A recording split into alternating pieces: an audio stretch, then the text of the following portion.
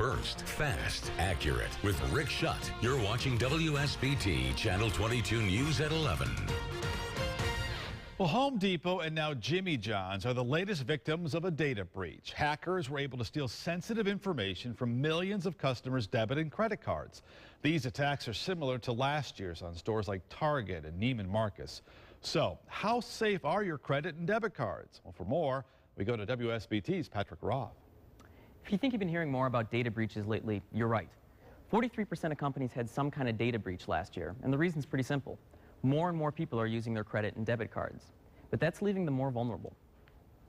With all the recent data breaches, you would think that consumers are a little more wary of using their debit and credit card. That's not really the case. Do you have a card that you use occasionally? I do have a credit card.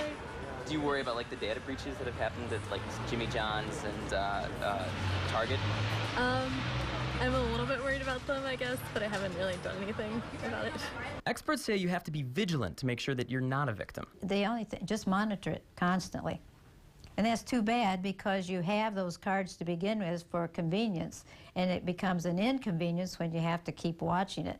But you're not alone when it comes to protecting yourself from fraud. The consumer should feel comfortable that the financial industry is getting more sophisticated, doing things that should help you sleep at night. It's now common for banks to alert you when a bank detects suspicious activity on your card. And of course, you can help yourself just by being vigilant. Just making sure that you keep track of your account, know where you're using your debit card, and by keeping track of your account and thinking about, look online at your balance.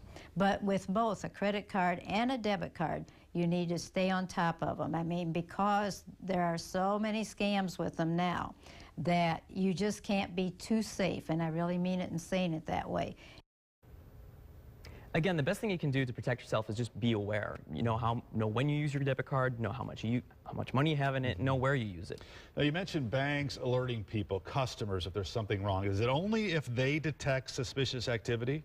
No, you can set up alerts that'll let you know if there's been a withdrawal or a purchase over or under a certain amount of money, or when you have over or under a certain amount of money in your account. Yeah. Really, the best thing you can do is let banks know you have the right phone number to alert you to send those alerts. Got to be careful.